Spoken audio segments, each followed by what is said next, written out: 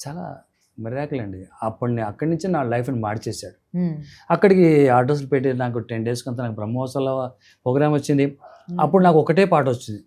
కొండలలో నెలకొన్న కోనేటి రాయడు వాడు కొండలంత వరములు గోపేడు వాడు కొండలలో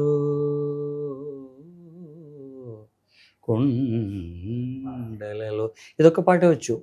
అక్కడనేమో 2 గంటలు పాడాలి ప్రోగ్రామ్. అవును. ఆస్థాన మండపంలో తిరుమలలో. అవును. తీరా చూస్తే ఒక పాట వచ్చిన వాడికి 2 గంటల ప్రోగ్రామ్ ఎలా చేయాలండి అని చెప్పేసి అన్ని ఆడియో షాప్స్ అంతా వెంటబడి హ్మ్. ఒక 2 గంటల ప్రోగ్రామ్ సిలబస్ సంపాదించుకొని పాటలన్నీ కూడా మీరే సెలెక్ట్ చేసుకోవాలి. నేనే సెలెక్ట్ చేసుకోవాలి. ఆహాహా. అప్పుడు 2 గంటల డ్యూరేషన్కు నేను ప్రిపేర్ అయ్యాను. 28 పాటలు పాడాను 28 పాటలు నాన్ స్టాప్ గా. Non stop. పాడి వచ్చిన తర్వాత గొంతు పోయింది, బయటకు వచ్చినప్పటి గొంతు అంటున్నా.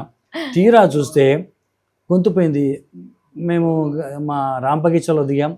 అక్కడ చూస్తే గొంతు మాట్లాడడానికి రావట్లేదు. అప్పుడు వాళ్ళు నాకు ఇచ్చినటువంటి 1500 రూపాయల పారితోషికం పెట్టి అన్నమయ్య బుక్కులు, అన్నమయ్య ఆడియోలు కొనుక్కున్నాను. అప్పుడు అన్నమాచార్య వారి పేపర్ తిప్పుతుంటే ఆ బుక్ చదువుతుంటే లక్కమాంబ నారాయణ సూరికి అన్నమయ్య జన్మించాడు, నందవరిక బ్రాహ్మణ కుటుంబంలో అని అప్పుడు ఇండెక్స్లో వచ్చింది. అప్పుడు చూస్తే స్వామి అని షాక్ అయిపోయాను.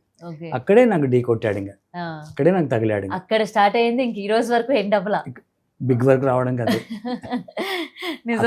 అక్కడి నుంచి తిరుమల నుంచి టీ అంటే తిరుపతి, బియ్యం అంటే పెద్ద ఆయన. అందరిని ఆయన పెద్ద ఆయన అంటారు.